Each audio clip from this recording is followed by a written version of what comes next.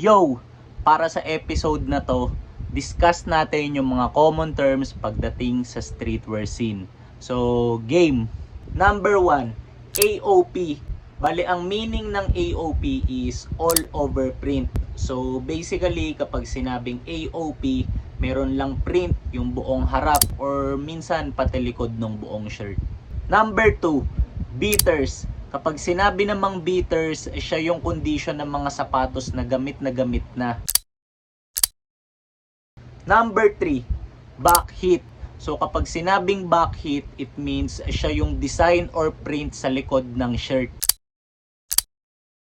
Number 4, blow core.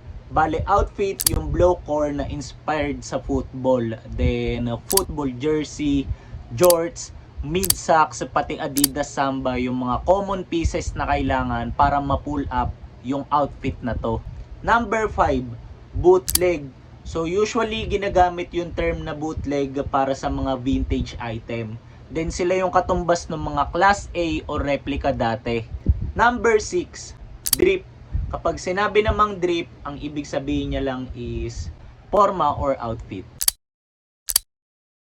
Number 7, dated.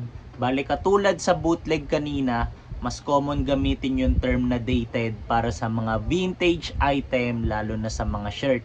Then kapag sinabing dated yung isang item, meron siyang print kung anong year siya ginawa or ni-release na usually nakakadagdag sa price sa value ng vintage shirt. Number 8, fly. Bale, kapag sinabing fly, ang ibig sabihin niya lang is maangas. Parang ako, 'di ba? Number 9, dimes.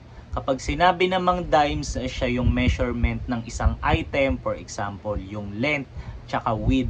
Then, madalas ginagamit tong term na to para sa buyer and seller transaction. Number 10, gorpcore.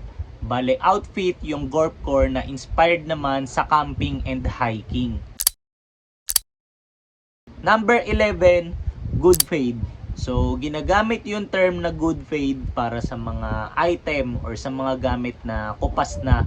Pero maganda yung pagkaka-fade nila kasi pantay sa buong gamit or sa buong item. Unlike for example dun sa mga isang part or isang area lang yung merong kupas. Number 12, PSG.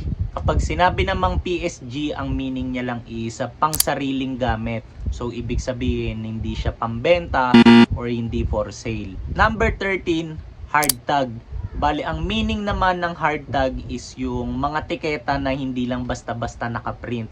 Tapos, usually, nakakadagdag din to sa price sa value ng isang item. Number 14, thrifted. So, basically, from the word itself, madali nang intindihin.